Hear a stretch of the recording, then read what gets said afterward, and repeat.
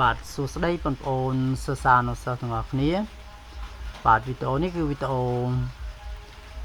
និយាយអំពីសំណេរអត្ថបទឃោសនាបាទអញ្ចឹងវីដេអូនេះគឺវីដេអូនិយាយអំពីសំណេរអត្ថបទឃោសនាអញ្ចឹងឃោសនាគឺចំណងជើងការឃោសនាលក់ផ្លែស្វាយបាទអញ្ចឹងការឃោសនាលក់ផ្លែស្វាយបាទអញ្ចឹងការឃោសនាលក់ផ្លែស្វាយចំណងជើងគឺការឃោសនាលក់ផ្លែស្វាយអញ្ចឹងចាប់ផ្ដើមបន្ទាត់គឺដាក់ថាសូមអញ្ជើញគាំទ្រផ្លែស្វាយស្រស់ពីភូមិរបស់យើងផ្លែស្វាយពីភូមិរបស់យើងត្រូវបានដាំដុះដោយយកចិត្តទុកដាក់និង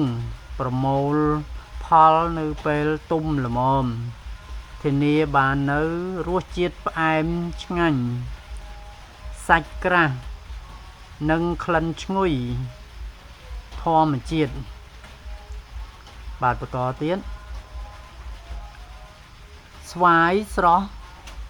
របស់យើងសម្បូរទៅដោយវីតាមីន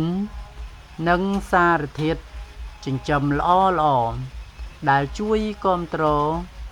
អធ្យាស្រ័យដែលជួយទ្រទ្រង់សុខភាពការជ្រើសរើសទិញផ្លែស្វាយពីភូមិរបស់យើងមិនត្រឹមតែទទួលបានផលិតផលស្រស់មានគុណភាពនិងសុវត្ថិភាពប៉ុណ្ណោះទេប៉ុន្តែថែមទាំងជួយលើកកម្ពស់ជីវភាពរបស់ប្រជាកសិករក្នុងសហគមន៍ផងដែរ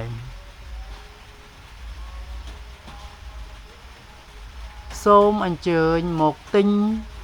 និងភ្លក្សរសជាតិផ្លែស្វាយដ៏ឈ្ងុយឆ្ងាញ់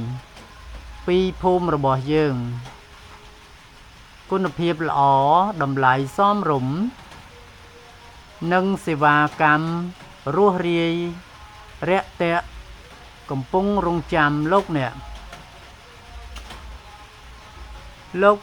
អាចរកជាវបានតាមរយៈលេខទូរស័ព្ទបាទអញ្ចឹងចុងក្រោយកាលណាអត្ថបទឃោសនាចុងក្រោយគឺយើងត្រូវដាក់អាស័យដ្ឋានឬក៏លេខទំនាក់ទំនងហ្នឹងអញ្ចឹងកន្លែងចុងក្រោយចុងបញ្ចប់នេះគឺគេដាក់ថាលោកអ្នកអាចរកជាវបានតាមរយៈលេខទូរស័ព្ទអញ្ចឹងកន្លែងលេខទូរស័ព្ទដាក់ចុចនេះគឺទុកឲ្យយើងបំពេញលេខទូរស័ព្ទដែលយើងជាអ្នកឃោសនាហ្នឹងបើសិនបើយើងជាម្ចាស់អ្នកឃោសនាលក់ផ្លែស្វាយគឺយើងត្រូវដាក់លេខទូរស័ព្ទនៅកន្លែងចុចហ្នឹងដើម្បីឲ្យអ្នកគេមកទិញឬក៏អតិថិជនដែលគាត់មកទិញហ្នឹងបាទអញ្ចឹងអត្ថបទការឃោសនាលក់ផ្លែស្វាយហ្នឹងគឺមានតែប៉ុណ្្នឹងទេបាទអញ្ចឹងហើយអរគុណសម្រាប់ការតាមដានវីដេអូនេះតាំងពីដើមរហូតដល់ចប់បាទសូមអរគុណ